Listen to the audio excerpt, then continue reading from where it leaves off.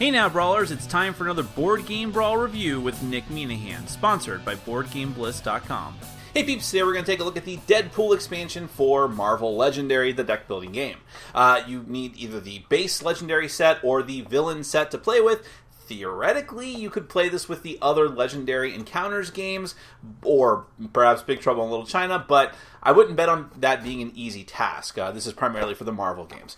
So, this is one of the small box expansions, as you see, and it has 5 new heroes, a couple new Masterminds, new villain groups, things like that, and of course they are all centered on Deadpool and his particularly wacky section of the Marvel Universe. And really, Deadpool is the only notable character here. The other characters in the set are some of his mercenaries that he's hired before. I actually had to do my own little backstory research on this because I'm not totally familiar with Deadpool post-90s. That was my time period where I was reading X-Force where I actually liked Deadpool.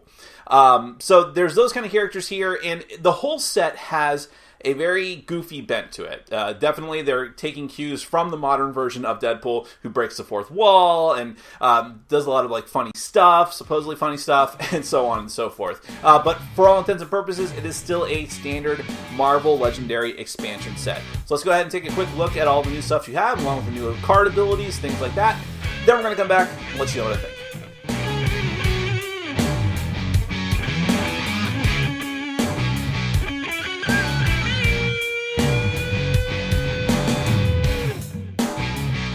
The Deadpool expansion for Legendary, a Marvel deck building game, requires either the base set or the villain set in order to play. It adds new hero, villain, mastermind, and scheme cards to the standard game of Legendary. No new game modes are introduced. I'll start off by saying that in the tradition of Deadpool, he quote-unquote breaks the fourth wall by commenting on many of the cards in the game, and including the rulebook, which has the only joke that actually made me laugh, pretending that this set was supposed to be an Alpha Flight expansion before Deadpool took it over. Anyways, there are 5 new heroes in the game. Actually, Deadpool was already in the game in the base set, but now has a new version of himself. Most cards do something wacky and irregular for a standard Legendary game. For example, one of them gives you bonuses for cards you've played that have flavor text, another gives you different bonuses based on the time of day. You might also notice that some cards give you half points of combat and recruit, and yes, they do add up to full points if you play enough cards that feature them. Bob, Agent of Hydra, Deadpool's long-suffering sidekick, manipulates Hydra and S.H.I.E.L.D. cards, and also has another new feature of the game, excessive violence abilities, which trigger on some cards and some villains when you defeat a villain with 1 or more combat than you actually need to defeat them. Solo is almost completely unremarkable, except that his ultimate card cuts villain and mastermind combat in half, and yes, half points are applicable and you don't round up or down. Stingray is more of a utility character, manipulating villains in the city and KOing your cards. His ultimate gives you half points for heroes that have been KO'd. Slapstick is also non-interesting, except for an insipid card whose bonuses change depending on the height of the people at the table. Seriously. 2 new Masterminds are in the set. Macho Gomez features another new feature, which is Revenge for Blank. In this case, Deadpool's friends, one of the new villain group. If you have villains in your victory pile that match the named faction, the villain with the Revenge ability gets +1 combat for each one that you have. His Master Strikes become bounties on whoever drew the card, causing them to take an increasing number of wounds unless you spend a recruit to move them to another player. Evil Deadpool is the other Mastermind, and his Master Strike ability and some of his tactics will force players to discard or reveal cards collectively, with certain players taking penalties. He also has the dreaded shuffle this tactic back in if it's not the last one card. There are 4 new schemes, the most notable of which is a long, rambling scheme written as if Deadpool actually wrote it. There are 2 new villain groups. Deadpool's friends aren't particularly interesting, but there are a couple of wacky cards that do things like make you pass cards, etc. Same goes for the evil Deadpool corpse, though there's one interesting card, Ultimate Deadpool, that actually has abilities depending on the ultimate cards in the game. Those cards that cost 7 or more, which was interesting.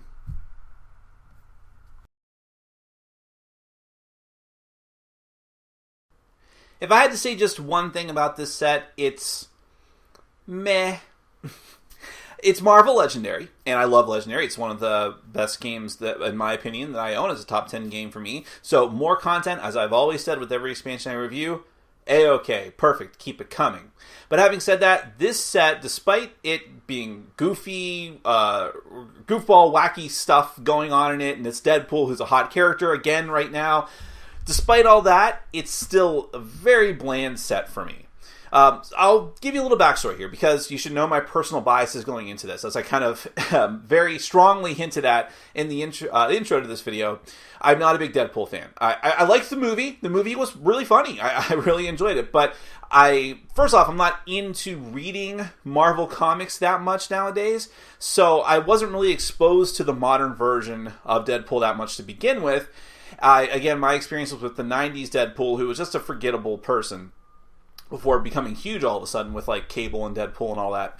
And then the more I see of modern Deadpool in the comics, the less I'm interested. It's just not my style of humor. I didn't find much funny in this particular set. The funniest joke I showed on camera, was the whole Alpha Flight thing. Other than that, I really didn't chuckle at anything else in the game. Other people I played with maybe appreciated it more because they liked the movie a little bit more than I did, or liked the character in general, but it just didn't work for me. The other problem is that he is the only A-list character, or even B-list character in this set. Every other character you may have heard of, like Stingray, I've actually heard of before, but they're C-list at best, I would say. Which, to be fair, there's so much content out for Legendary now that they've already burned up all the notable characters, so I wasn't expecting too much more in that regard. But when that's the case, and when the theme is a really big draw for you, as it is for me, it left me kind of like, oh, there's no characters I'm absolutely dying to play.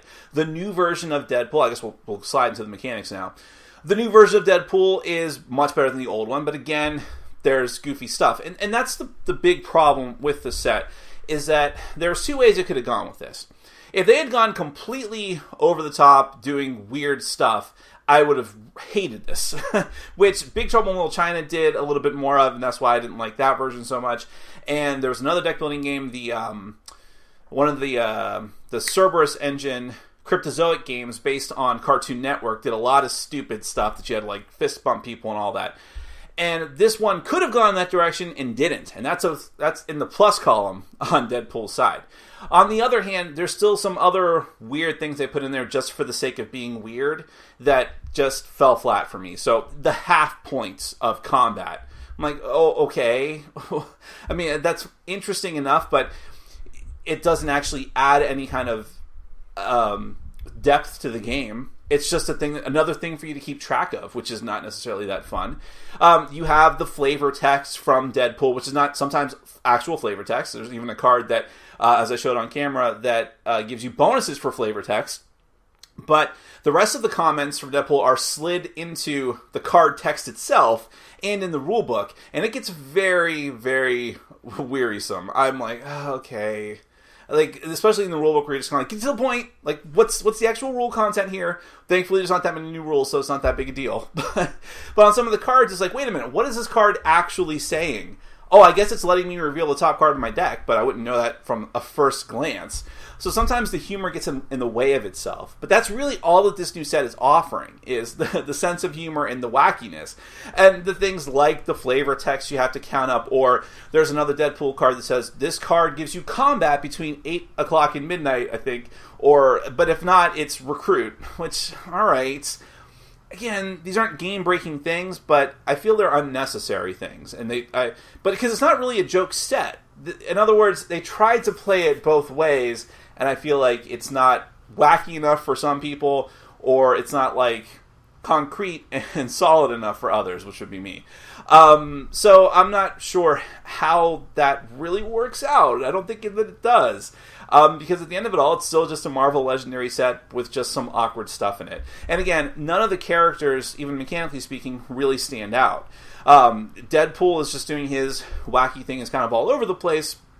But characters like Solo and Stingray, nothing notable. I've seen characters similar to them already, other than their half points. Same thing with Bob. Bob has one annoying card that's like, take the top card off another person's deck and look at it and ask them a question about it. Okay, but it's not like that fun. It doesn't really add much to the game. Again, while I'm saying all this, bear in mind, if you're a huge Deadpool fan and really love the wacky fourth wall breaking stuff, you may have a very different opinion of this than I do. But for me and a lot of the other people I played with, it didn't really work. The Masterminds, again, nothing that notable here. Well, there's the new mechanisms in the game are revenge, where you get penalized. The people you try to fight against get bonuses to their combat if you've already defeated people of their group, the Deadpool Corpse Core, Evil Deadpool Core, whatever it is, and the friends, quote unquote, of Deadpool. But I feel like I've seen this already. There's other abilities, like, isn't that the interdimensional rampage ability pretty similar to that? And even if it's not exactly similar, it feels the same. It's not revolutionary. The excessive violence is more interesting to me because it always sucks when you have way more of something than you need and nothing to do with it. So at least, like, I've got extra combat, nothing to spend it on. At least that activates bonuses potentially on cards that I have. So that I like. But again, not strictly, like, game-breaking, like, oh. So I'd have to say, and again, the half point, another new mechanism, is just dumb. I don't really understand its utility. There is no utility to it. It's just a thing that they wanted to do. So, with all that being said, again, it's not like it's terrible. Everything is functional, and I'll play with them because more stuff to throw into the randomizer is not a bad thing. But I actually think I would never, like, say, oh, let's play with these heroes or these masterminds, because they're just not that interesting. They're not that notable. So if I have new people coming over who are like going to be like, who is Macho Gonzalez? Who's pretty, I don't know if that's offensive or not, but if you're Latino, weigh in, I guess. But I just, I wasn't really impressed with this set. I think they are getting to the bottom of notable characters they can use, so I do understand that. But hopefully, to be very honest, I would have preferred an Alpha Flight set. as completely immemorable or just not really noteworthy that Alpha Flight was, they probably had more interesting characters to work with that set. But that's just me. So, the Deadpool set of Marvel Legendary, if you are into the game, then you should get it just to have more content. Otherwise, even if you're a hyper Deadpool fan, it's probably not enough for you to buy into Marvel Legendary just for it. It's just okay.